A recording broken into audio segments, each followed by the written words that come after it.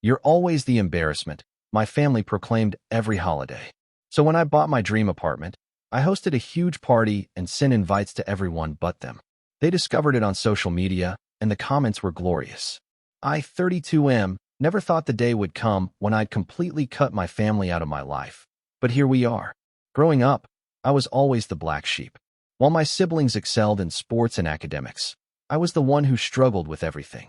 My parents made it clear from an early age that I was their disappointment. Every family gathering was torture. My mother would introduce my older brother as the successful lawyer, my sister as the brilliant doctor, and then there was me. She'd either skip me entirely or mention me with this apologetic tone, explaining how I was still figuring things out. My father would add his commentary about how I needed to get my act together and stop being such an embarrassment to the family name. The breaking point came last Christmas. We were at my parents' house, and relatives were asking about everyone's achievements. My brother had just made partner at his firm, and my sister had published research in some medical journal. When they got to me, I mentioned that I'd been promoted to senior software engineer at a major tech company. I was actually doing well for myself, making good money, and had been working on some exciting projects. My father scoffed and said I was just playing around with computers like a child. My mother chimed in, telling everyone that at least I was finally making enough money to support myself, though she doubted it would last. My sister laughed and said she was surprised anyone would trust me with important software. The entire room went quiet, and I could feel the heat rising in my cheeks. That night, I decided I was done. Completely done. For months, I threw myself into work and saving money. The promotion had come with a significant raise, and I'd been living below my means for years. I started apartment hunting in the most exclusive part of the city, determined to find something that would make a statement. The apartment I found was perfect. 2-bedroom, 2-bathroom corner unit on the 35th floor with floor-to-ceiling windows overlooking the city skyline. The building had a doorman, a rooftop terrace, and a fitness center that looked like something out of a magazine. The rent was more than my parents' mortgage, but I could afford it comfortably. Moving day was surreal. As I stood in my empty apartment, looking out at the city below, I felt something I hadn't experienced in years: pride. This was mine. I had earned this through my own hard work, despite everything my family had said about me. I spent the next few weeks furnishing the place. I didn't go overboard, but everything was quality. A sleek sectional sofa, a dining table that could seat 8, artwork for the walls, and a sound system that filled the space with crystal-clear music. The place looked like something out of an architecture magazine. The idea for the party came to me while I was setting up my home office.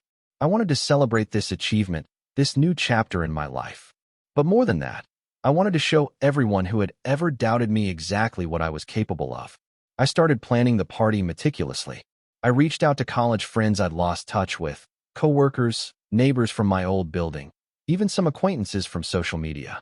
I hired a catering company that specialized in upscale events and arranged for an open bar. I rented additional furniture to accommodate the crowd I was expecting. The invitations went out 3 weeks in advance. Digital invites with photos of the apartment and the city view. I included everyone I could think of, except my family. My parents, siblings, aunts, uncles, cousins, none of them received an invitation. The responses started pouring in immediately. People were excited, impressed by the apartment photos, and eager to celebrate with me. Several mentioned how amazing the place looked and how proud they were of my success. It felt incredible to have people genuinely happy for my achievements instead of finding ways to diminish them. 2 weeks before the party, I started posting subtle hints on social media. Photos of the apartment during sunset, the view from my balcony, catered food samples I was testing. I made sure my privacy settings allowed my family to see these posts, but I didn't engage with any of their comments or messages. My mother was the first to reach out. She sent a text asking about the apartment and mentioning that she'd seen my posts. She said it looked nice and asked when I was planning to have everyone over to see it. I read the message and deleted it without responding. My father called the next day. He left a voicemail saying he'd heard I'd moved and wanted to know why I hadn't told them about the party he'd seen mentioned online. He said the family was confused about why they hadn't been invited and that my mother was hurt. I saved the voicemail but didn't call back. My brother tried a different approach. He messaged me on social media, congratulating me on the apartment and asking if there had been some mistake with the invitations. He said everyone was looking forward to seeing the place and celebrating with me. I left him on read. The night of the party arrived, and my apartment was transformed. The catering staff had set up elegantly arranged food stations throughout the living room and kitchen. The bar area was stocked with top-shelf liquor, wine, and craft beer. I'd hired a photographer to capture the evening, and soft jazz music played through the sound system. Guests started arriving at 7, and within an hour, the apartment was buzzing with conversation and laughter. People were genuinely impressed with the place, and I found myself surrounded by friends and colleagues who were excited to be there. The photographer moved through the crowd, capturing candid moments and group shots. Around 9 o'clock, I decided to make a toast. I stood on my balcony with the city lights twinkling behind me and raised my glass. I thanked everyone for coming and for being such an important part of my life. I mentioned how grateful I was for their support and friendship, especially during challenging times. Several people cheered and raised their glasses, and someone shouted that I deserved all the success in the world. The party went until well past midnight. People didn't want to leave, and several mentioned it was one of the best parties they'd attended in years. As the last guests were saying goodbye, many hugged me and said how proud they were to know me. The photographer handed me a USB drive with hundreds of photos from the evening. The next morning, I woke up feeling better than I had in months. As I cleaned up the apartment and looked through the photos from the night before, I realized something important had shifted. I had surrounded myself with people who valued and supported me, and I felt genuinely happy for the first time in years. I selected the best photos from the party and created a social media album. Pictures of the crowded apartment filled with smiling friends, the elegant food presentation, groups of people laughing on the balcony with the city skyline behind them, and shots of the beautifully decorated space. I wrote a caption thanking everyone who came and expressing how grateful I was for such amazing friends and colleagues in my life. The response was immediate and overwhelming. Comments poured in from people who had attended, others who wished they could have been there, and friends from other cities who were impressed by the photos. People were tagging their friends, sharing the photos, and commenting on how incredible everything looked. But the comments that made my day were from mutual acquaintances who knew my family situation. One college friend wrote about how she remembered my family always putting me down and how amazing it was to see me surrounded by people who appreciated me. Another mentioned how clear it was that I had found my chosen family and how happy I looked in every photo. The comments kept coming throughout the day. People were praising the apartment, the party, and most importantly, celebrating my success. It was exactly the validation I had been craving for years, but coming from people who actually mattered to me. Update 1. 3 days after posting the party photos, my phone started ringing constantly. My mother called 6 times in one afternoon, leaving increasingly frantic voicemails. She said the whole family had seen the posts and couldn't understand why they hadn't been included. She mentioned how hurt everyone was and how this was causing problems within the extended family. My sister sent a long text message explaining how embarrassed she was when her friends started asking why she hadn't been at her brother's amazing party. She said people were wondering if there was some family drama they didn't know about, and she was having to make excuses for why none of them had been there. But the message that really got to me came from my father. He left a voicemail that started angry but gradually shifted to something approaching desperation. He said he didn't understand what he'd done wrong and that the family was falling apart because of this situation. He mentioned how my aunts and uncles were asking questions and how embarrassing it was to admit they hadn't even known about my new apartment. I listened to all the messages but didn't respond to any of them. Instead, I screenshot some of the most supportive comments from my party posts and saved them. Reading those positive words from friends and colleagues reminded me why I'd made this decision in the first place. A week later, my cousin reached out. She was one of the few family members who had always been kind to me, and I actually felt bad about not inviting her. She said she understood there was tension in the family, but asked if we could meet for coffee to talk about what happened. I agreed to meet her, mainly because I was curious about how the family was handling the situation. We met at a cafe downtown, and she immediately started asking about the apartment and the party. She said the photos looked incredible and that she was genuinely happy for my success. Then she told me what I'd been hoping to hear. She said the family gathering the previous weekend had been chaos. My parents had spent the entire time trying to figure out how to handle the situation, and my siblings were fielding questions from their friends about why they hadn't been at the party everyone was talking about. My cousin said my mother had tried to play it off like there had been some miscommunication with the invitations, but too many people had seen my social media posts to believe that story. She mentioned that several relatives had commented on how successful and happy I looked in the photos, and how impressed they were with what I'd accomplished. The best part was hearing about my siblings' reactions. My brother had been forced to admit to his law firm colleagues that he hadn't been invited to his own brother's party, which led to questions about our relationship that he couldn't answer without looking bad. My sister had similar problems with her medical colleagues, who kept bringing up the photos and asking about the family dynamic. My cousin asked if I planned to reconcile with the family, and I told her honestly that I wasn't sure. I explained how years of being treated like the family disappointment had finally taken their toll, and this party had been my way of surrounding myself with people who actually valued me. Update 2. A month after the party, the situation escalated in a way I hadn't expected. My mother showed up at my apartment building unannounced.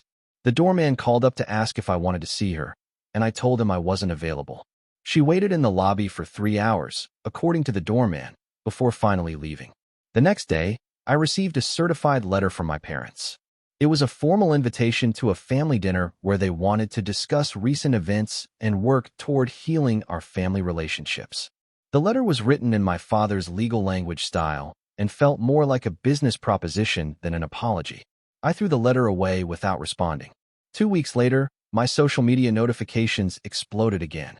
My mother had commented on the original party photos, writing a long message about how proud she was of my success and how the whole family wanted to celebrate with me.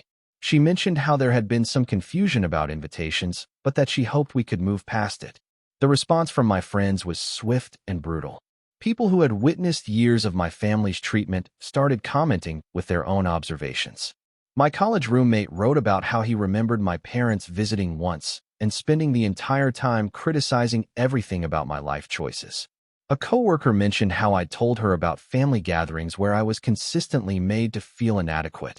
But the comment that really summed up the situation came from my best friend from high school. He wrote that he remembered my parents telling people I was their disappointment child at my own graduation party, and how amazing it was to see me finally surrounded by people who recognized my worth. My mother deleted her comment within hours, but not before dozens of people had responded. The screenshots had already been taken, and several friends sent them to me privately with messages of support. The final straw came when my brother tried to show up at my workplace. Security called me down to the lobby, where he was waiting with what he clearly thought was going to be a persuasive speech about family obligations and forgiveness. He told me I was being childish and that my behavior was hurting everyone. He said I was making the whole family look bad and that I needed to fix the situation before it got worse. When I asked him what exactly he thought I needed to fix, he said I should apologize for excluding them and host another party where they could save face with their friends. I looked at him standing there in his expensive suit, still trying to make this about how my actions were affecting him, and realized nothing had changed.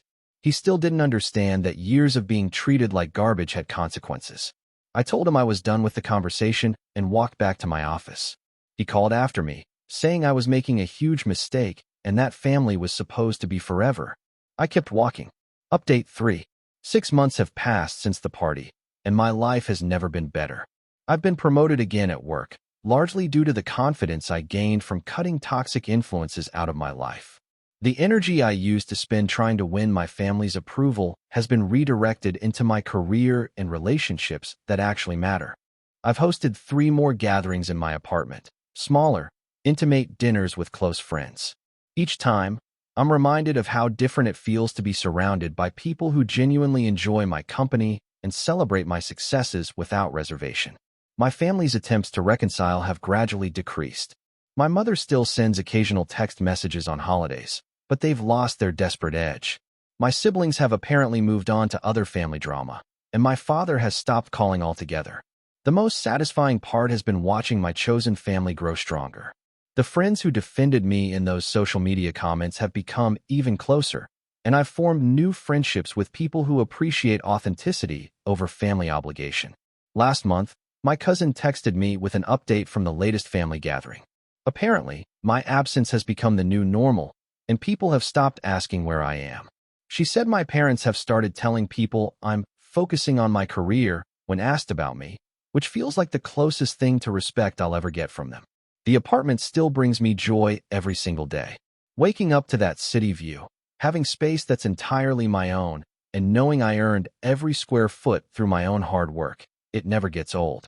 Sometimes I wonder if I'll regret cutting them out completely, but then I remember how it felt to stand on that balcony surrounded by people who were genuinely happy for my success. I remember the comments from friends who had watched my family diminish me for years, and how validating it was to finally have that behavior called out publicly. The revenge wasn't in excluding them from one party. The revenge was in building a life so successful and fulfilling that their absence didn't matter. It was in surrounding myself with people who saw my worth when my own family couldn't. It was in finally understanding that family isn't about blood. It's about the people who choose to support and celebrate you. I don't regret a single moment of that decision. The only regret I have is not making it sooner. My apartment is hosting another gathering next weekend, a celebration for a friend's promotion. As I plan the menu and send out invitations to people who matter, I'm reminded again that sometimes the best revenge is simply living well without the people who try to hold you back. The family that proclaimed I was always the embarrassment learned that exclusion works both ways. And judging by the comments on social media and the life I've built since, it's pretty clear who came out ahead.